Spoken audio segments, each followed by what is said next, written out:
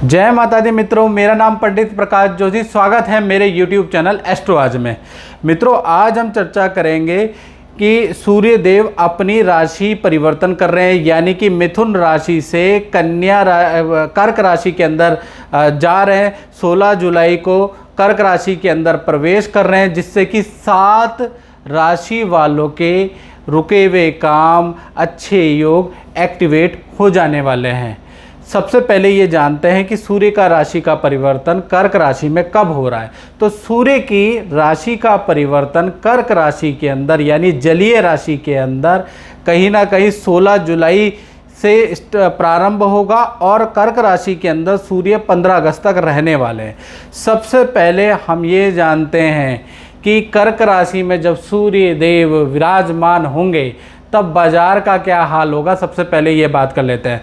पहले बात करते हैं 14 जुलाई से लेकर और 20 जुलाई तक शेयरों के बारे में, क्योंकि जब सूर्य कर्क राशि के अंदर आता है तो शेयरों में उठापटक होती है, ठीक है, मंदी तेजी होती है। जो खाद्य सामग्री है उसमें मंदी तेजी होती है। तो आज सबसे पहले हम बाजार का हाल जानेंगे, उसके बाद 7 जो लकी राशियां उनके बारे में चर्चा करेंगे। मित्रों, तो 14 जुलाई से लेकर 20 जुलाई तक सबसे पहले टाटा स्टील, जिंदल खेतान और Kotak Mahindra bank, SBI, Apollo tyre के शेयर में आ जाएगी तेजी।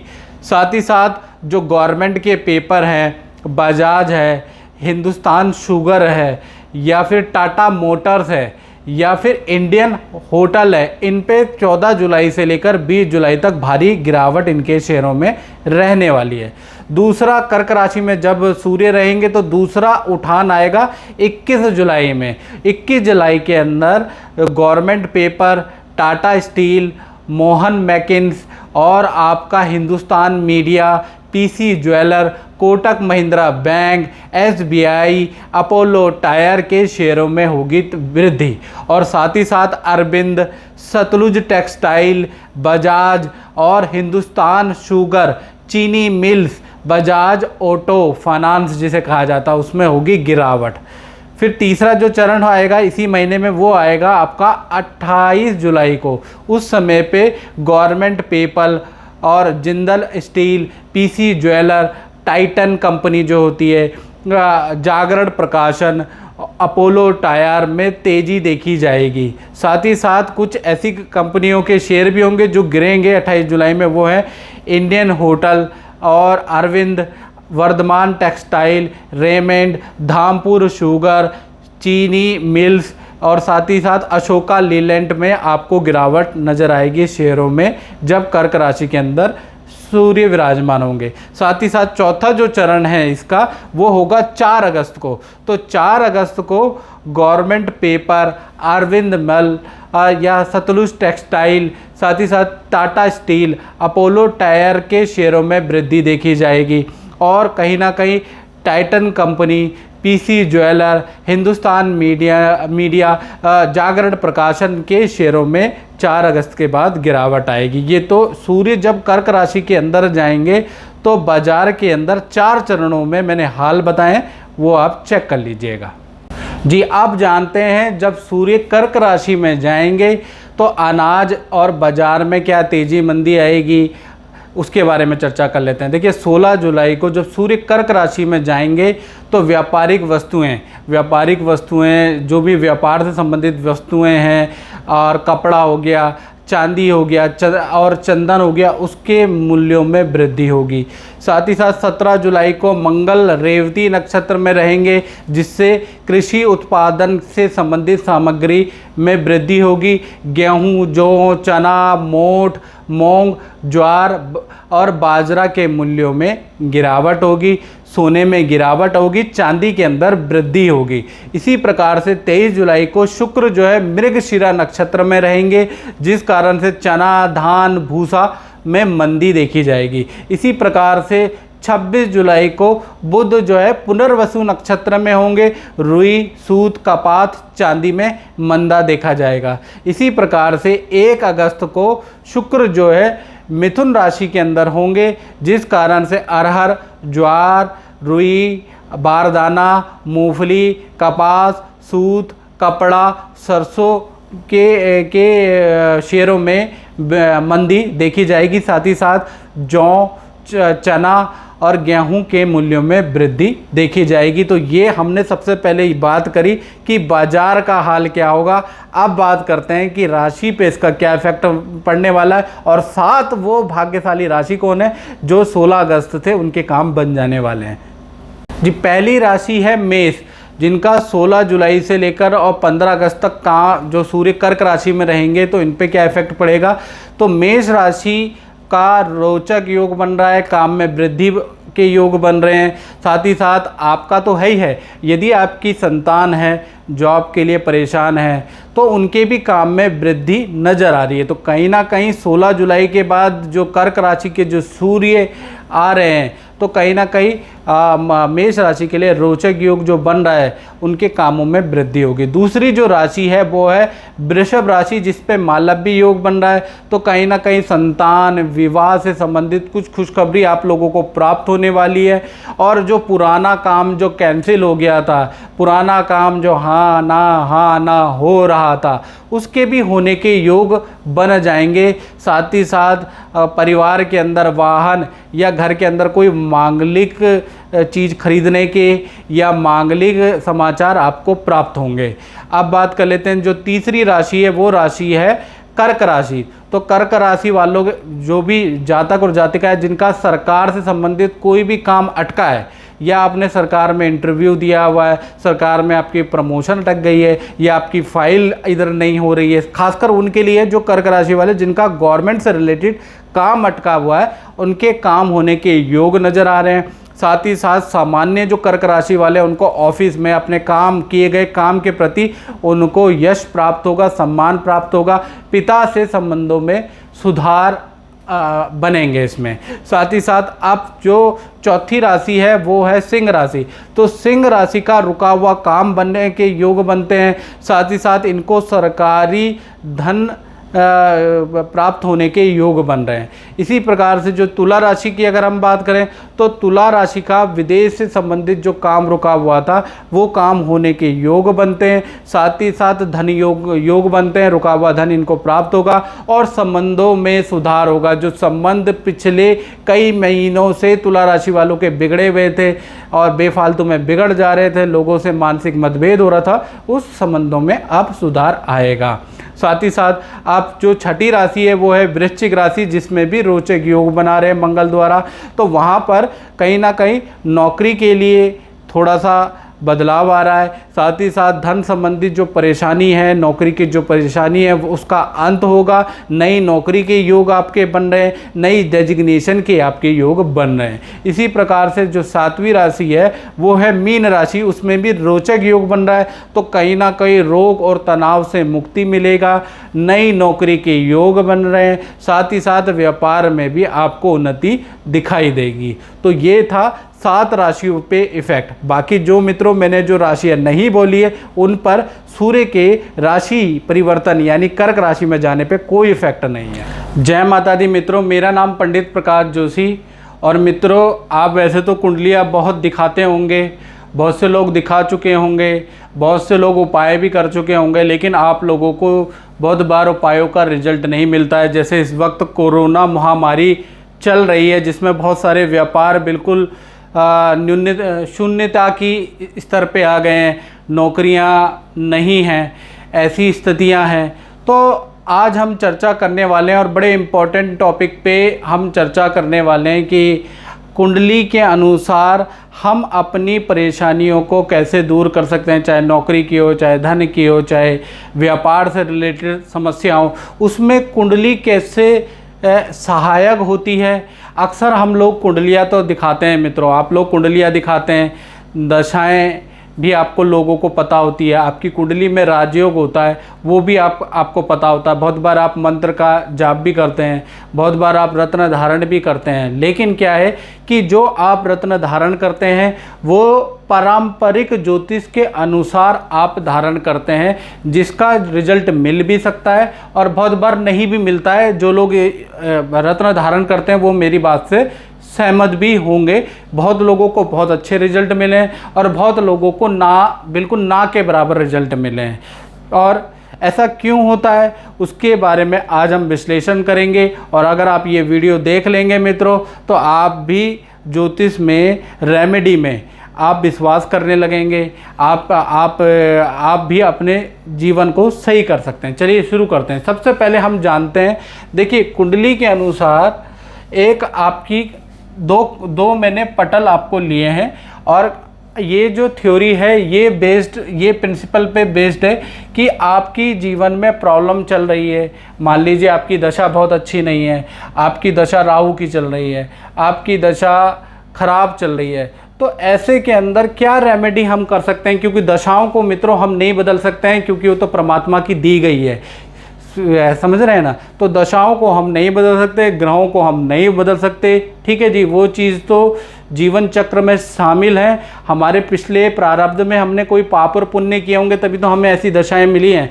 अब दशाओं में क्या हम दिमाग लगाएं, हम ऐसा क्या चेंज करके आएँ कि हमें भी अच्छा कुछ ना कुछ तो रिजल्ट प्राप्त हो, नौकरी में हो, हमें व्यापार के अंदर हो, हमें चीज़ों के अंदर रिजल्ट प्राप्त हो। तो सबसे पहले हम पारंपरिक ज्योतिष में बात कर लेते हैं। देखिए जो परंपरागत जो ज्योतिष है, जो हमारे शास्त्रों के अनुसार लिखी है, वो उसमें जो फोकस जो होता है, जैसे ये मैंने मेष लगन की कुंडली एक बनाई है, ये मेष लगन है जो 1 नंबर लिखा है।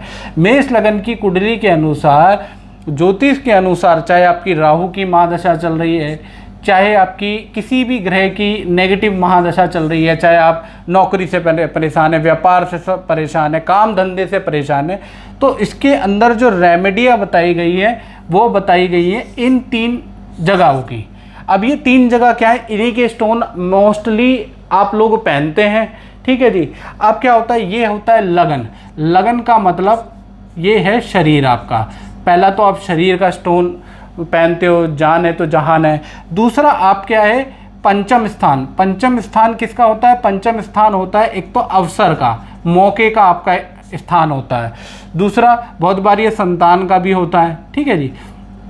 पंचम स्थान का स्टोन ज़्यादातर लोग पहनते हैं। और तीसरा जो लोग पहनते हैं वो नवम, यानी भाग्य, इसको तो कहने की जरूरत नहीं, भाग्य स्थान का स्वामी के रत्न आप लोग पहनते हैं। यानी मोस्टली जो ज़्यादातर लोग जो रत्न पहनते हैं, या तो लगन का रत्न पहनते हैं, या पंचम का रत्न पहनते हैं, या फिर नवम का रत्न पहनते हैं। और मैं जो कुंडली दिखाता है 99% मित्रों सब के सब यही रत्न पहनते हैं, जिसमें से लोगों को हो सकता है 60% रिजल्ट मिलता हो, और 40% ऐसे लोग हैं जिनको रिजल्ट नहीं मिल पा रहा हो, या वो एस्ट्रोलॉजी उनके लिए बिल्कुल भी लाभप्रद साबित ना हो सकता है आप ही जो वीडियो देख रहा है वो भी इनमें से कोई व्यक्ति हो। तो ऐसा क्या करें, बात यहाँ पर ठीक है। मान लीजिए, अब ये थ्योरी तो बिल्कुल सही है, मान लीजिए आपका व्यापार नहीं चल पा रहा है, या आपको किसी से व्यापार में रुका हुआ पैसा लेना है, तो ऐसे में क्योंकि ये जो रत्न है, मान लीजिए आपने लगन का रत्न पहन लिया, आपने पंचम का रत्न पहन लिया, आपने भाग्य का रत्न पहन लिया, तो ये कुछ ना कुछ तो आपका एक्टिवेट करेगा ही करेगा मित्रों। हो सकता है आपकी शादी कर दे, हो सकता है आपकी मैरिटल लाइफ बहुत अच्छी कर दे, हो सकता है आपका हेल्थ बहुत अच्छा आ जाए, आपके बच्चे से रिलेटेड आपको अच्छी ग्रोथ मिल जाए। ऐसा नहीं कि ये गलत है, लेकिन क्योंकि आपने रत्न पहना है नौकरी के लिए, आपने रत्न पहना है व्यापार में वृद्धि के लिए, तो हो सकता है वो रिजल्ट ना दे और रिजल्ट दे दे, तो आपको ऐसा लगेगा कि जी मैंने तो पुखराज पहना है, मैंने तो नीलम पहना है व्यापार के लिए, व्यापार तो अच्छा हो ही नहीं रहा। हो सकता है आपके बेटे से संबंध अच्छे हो रहे हो सकता है आपके पत्नी से संबंध अच्छे हो रहे हो, लेकिन मनुष्य को क्या चाहिए, जिस पर्टिकुलर परेशानी के लिए उसने उपाय किए उससे संबंधित उसको रिजल्ट मिलना चाहिए।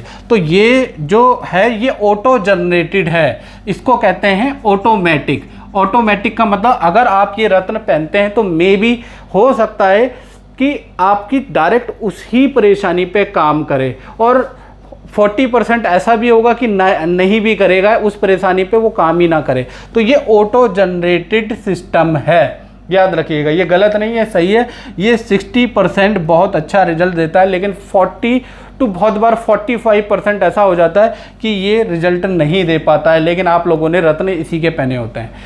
अब थोड़ा सा और आगे एडवांस में आ जाते हैं। एडवांस में आके हम P2 थ्योरी के ऊपर चर्चा करते हैं, जो कि बेसिकली वर्क करती है आपकी अपनी इच्छा और अभिलाषा के ऊपर। यानी कि अगर आप जॉब के लिए उपाय कर रहे हैं तो जॉब से रिलेटेड ही आपको रिजल्ट मिलेगा। आप नौकरी के लिए उपाय कर रहे हैं तो नौकरी से संबंधित ही रिजल्ट मिलेगा। यदि आप व्यापार वृद्धि के लिए उपाय कर रहे हैं तो व्यापार वृद्धि से संबंधित रिजल्ट मिलेगा। और ये जो थ्योरी है ये मेरी नहीं है, इससे पहले भी बहुत सारे ऐसे बहुत दिवंगत एस्ट्रोलॉजर हुए हैं, जैसे कृष्णमूर्ति। आप जानते होंगे कृष्णमूर्ति को बहुत बड़ा नाम है, सुरेश सहासने उनका बहुत बड़ा नाम है। उन्हीं की थ्योरी को पढ़कर मुझे ये विचार मिला। जैसे कि कहा जाता है, कृष्णमूर्ति कहते थे किसी भी व्यक्ति की कुंडली के अनुसार जो दशा अगर द्वितीय भाव की, छठे भाव की, समझ रहा मेरी बात, और दशम की और लाभ भाव की जिस भी व्यक्ति की दशा चलेगी, वो पढ़ा लिखा हो या अनपढ़ हो, वो हमेशा राजयोग क्रिएट करेगी। कौन सी?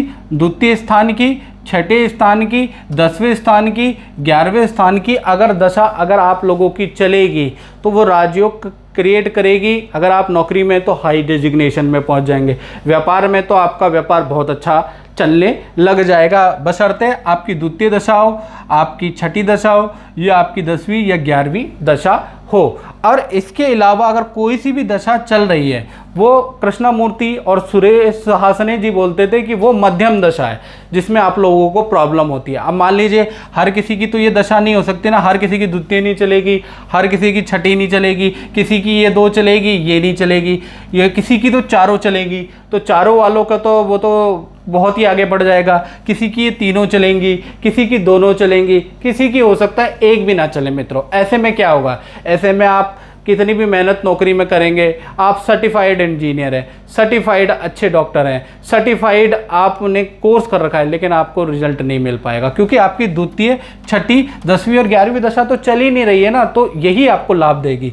तो ऐसे में आपको क्या करना चाहिए? ऐसे में आपको द्वितीय, छठा, 10वां और 11वां इनसे संबंधित मंत्र जाप, इनसे संबंधित यदि आप उपाय करते हैं तो आपको रिजल्ट मिलेगा ही मिलेगा। क्योंकि एक तो होता है कि ऑटोमेटिकली आपकी कुंडली में दशा चल रही है, ऑटोमेटिकली चल रही है, ठीक है। बहुत बार हम एलोपैथिक आयुर्वेदिक दवाइयों का भी प्रयोग करते हैं ना, करते हैं कि नहीं करते, और वो भी कभी न काम तो करती ही है। इसी प्रकार से ये कृत्रिम आपकी कुंडली में, कृत्रिम तरीके से आपकी कुंडली में उपाय हैं।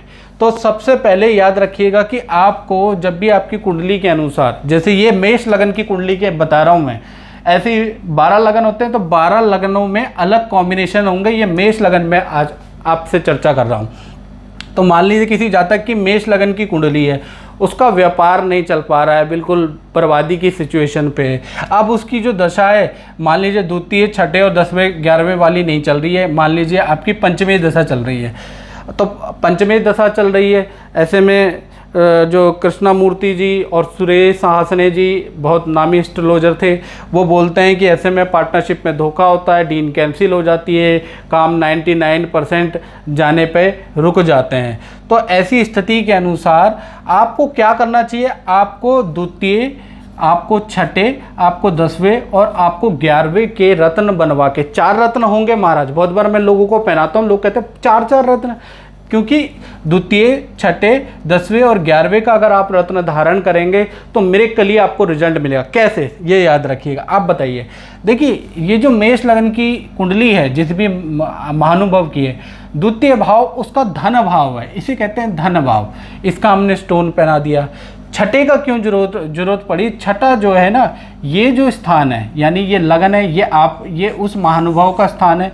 और ये जो विपरीत है, ये किसका है? क्योंकि आप कोई भी व्यापार और नौकरी करते हैं तो सामने वाला आपको नौकरी देता है, सामने वाला आपका प्रोडक्ट खरीदता है। तो ये आपके ग्राहक या बॉस का स्थान है। अब बॉस का व्यय, बॉस जितना ज़्यादा खर्चा करेगा उतना ही तो आपको प्रॉफिट होगा, या ग्राहक जितना ज़्यादा खर्चा करेगा उतना ही तो आपको प्रॉफिट होगा। बॉस का व्यय छठा स्थान है, तो यानी कि छठे का स्थान का रत्न पहनते ही ग्राहक या बॉस का व्यय बढ़ जाएगा, मतलब आपसे प्रेम बढ़ जाएगा। तो याद रखिएगा, बॉस का व्यय इसका रत्न पहना जाता है।